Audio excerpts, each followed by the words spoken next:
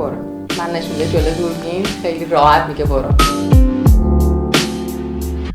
راحت نیست واقعا یهویی صحبت کردم، ولی خب چون که مدت زیادیه دارم در موردش فکر میکنم، در مورد همون فکرام صحبت میکنم. سلام، مانا مظلومی هستم، 29 سالمه، 7 سالی هست که استانبول زندگی میکنم. حدوداً 12 سالیه که شما به شکل‌های مختلفی ظاهر و صورت منو دیدین، به شکل مدل، بلاگر. ولی این بار قراره که منو بشنوین.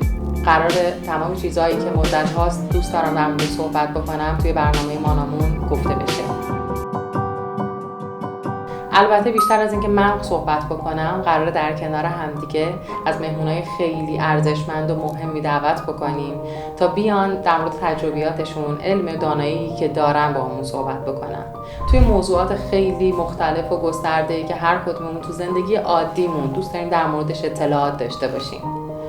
در کنار همدیگه میخوایم دعوت بکنیم از آدمای ارزشمندی که زندگی‌های شاید خیلی ساده‌ای دارن ولی تجربیات بزرگی. دوست داریم در کنار همدیگه ازشون یاد بگیریم در مورد خیلی چیزایی که توی عادی‌ترین چیزای عادی‌ترین پله‌های زندگی، عادی‌ترین قدم‌های زندگی بهشون نیاز داریم.